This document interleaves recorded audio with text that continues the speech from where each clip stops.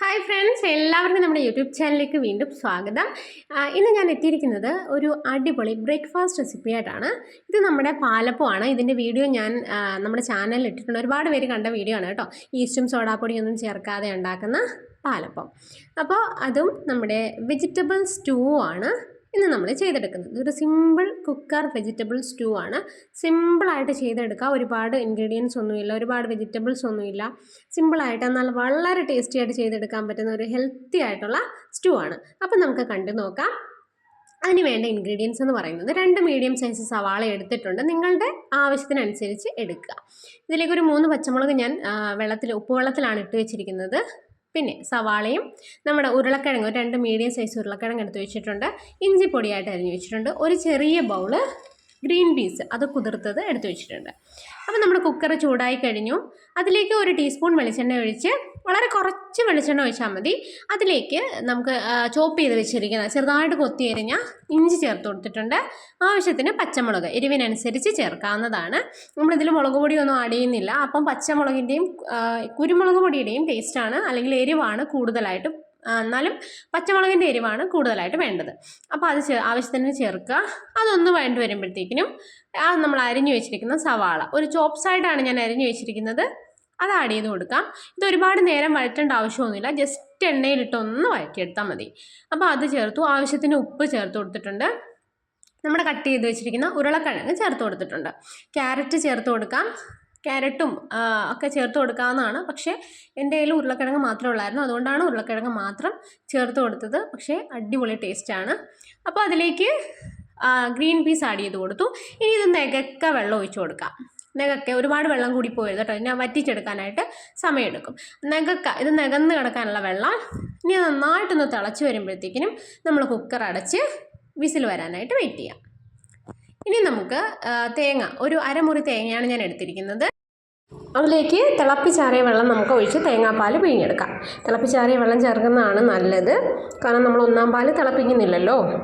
അതുപോലെ 2-ാം പാൽ നമുക്ക് എടുത്ത് വയ്ക്കാം. അപ്പോഴത്തേക്കിനും വെജിറ്റബിൾസൊക്കെ വെന്ത് വന്നിട്ടുണ്ട് കണ്ടോ, പാകത്തിന് വെന്ത്. ഒരു 4 വിസിൽ വന്നിട്ടുണ്ട്.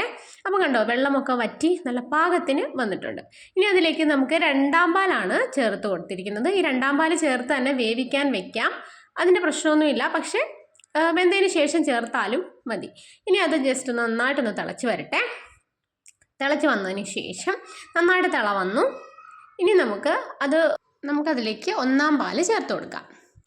അപ്പോൾ അത് നന്നായിട്ട് തിളച്ചതിന് ശേഷം നമ്മൾ തീ കുറച്ച് വെച്ചിട്ട് 1-ാം പാലാണ് ചേർത്ത് കൊടുത്തിരിക്കുന്നത്.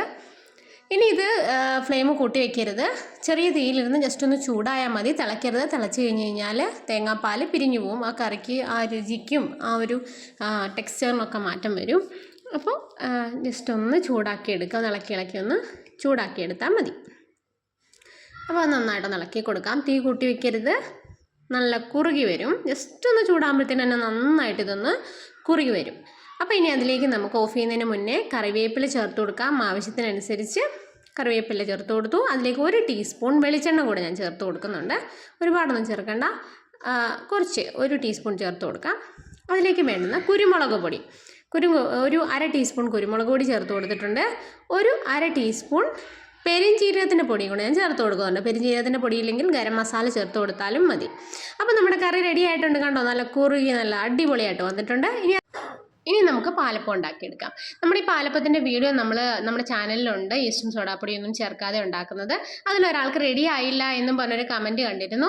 അപ്പോൾ എനിക്ക് പറയാനുള്ളതെന്ന് വെച്ച് കഴിഞ്ഞാൽ, ഞാൻ സ്ഥിരമായിട്ട് ഇങ്ങനെയാണ് ഈ അപ്പം ഉണ്ടാക്കുന്നത്. ഇവിടെ ഈസ്റ്റും സോഡാപ്പൊടിയൊന്നും ഞാൻ ചേർക്കാറില്ല. ഒരു ആഴ്ചയിൽ 1-2 തവണയൊക്കെ ഞാൻ അപ്പം ഉണ്ടാക്കാറുണ്ട് കേട്ടോ. നല്ല ടേസ്റ്റാണ് ഇതിന്. അപ്പോൾ നിങ്ങൾക്കിത് റെഡി ആയിട്ടില്ല എന്നുണ്ടെങ്കിൽ ചോറ് ചേർക്കുന്നതിന് പകരം, ഞാൻ ചോറ് ചേർത്ത് അരയ്ക്കുന്നതാണ് അതിൽ ചെയ്തിരിക്കുന്നത്. അതിന് പകരം ഒരു 2 പച്ചരിക്ക് ഒരു 3 ടേബിൾ സ്പൂൺ മാവ് ചേർത്തിട്ട് നമ്മൾ കപ്പി കാച്ചി ഒഴിക്കുക. കപ്പി കാച്ചി ചേർത്തിട്ട് അരച്ചെടുക്കുക. നല്ല പെർഫെക്റ്റ് ആയിട്ട് സോഫ്റ്റ് ആയിട്ട് തന്നെ കിട്ടും. ചോറ് ചിലപ്പോൾ നിങ്ങൾക്ക് ചോറ് ചേർത്തുകൊണ്ടായിരിക്കാം ചിലപ്പം സെറ്റായി വരാഞ്ഞത്. ചോറ് ചേർത്തും അരയ്ക്കാം, ഒരു പ്രശ്നവുമില്ല. ഞാൻ അന്ന് ചോറ് ചേർത്ത് അരച്ചിട്ടാണ് ഉണ്ടാക്കി കാണിച്ചത്, ഒരു കുഴപ്പമില്ല കേട്ടോ. നല്ല പോലെ തന്നെ കിട്ടും. ഇനിയിപ്പോൾ ശരിയായില്ലെങ്കിൽ കപ്പി കാച്ചി ചേർത്ത് ഉണ്ടാക്കി നോക്കുക, പെർഫെക്റ്റ് ആയിട്ട് തന്നെ നിങ്ങൾക്ക് കിട്ടും. നല്ല പഞ്ഞി പോലത്തെ, ഈസ്റ്റോ സോഡാപ്പൊടി ഒന്നും വേണ്ട, നമുക്ക് നല്ല പെർഫെക്റ്റ് ആയിട്ട് ഉണ്ടാക്കിയെടുക്കാൻ പറ്റും. നല്ല സോഫ്റ്റ് ഉണ്ടോ, നിറയെ ഓട്ടയൊക്കെയുള്ള നല്ല സോഫ്റ്റ് ആയിട്ടുള്ള അപ്പമാണ് ഞാൻ തയ്യാറാക്കി. ഇത് ഞാൻ കപ്പി കാച്ചി ചേർത്തിട്ടുള്ള മാവാണ് കേട്ടോ. ഞാൻ ചോറ് ചേർത്ത് അരയ്ക്കാറുണ്ട്, ഇങ്ങനെയും ചെയ്യാറുണ്ട്. അപ്പോൾ നമ്മുടെ വീഡിയോ ഇഷ്ടപ്പെടുകയാണെങ്കിൽ ലൈക്ക് ചെയ്യാനും കമൻറ്റ് ചെയ്യാനൊന്നും മറക്കരുത്. അടുത്തൊരു വീഡിയോയിൽ കാണുന്നത് വരെ ബൈ.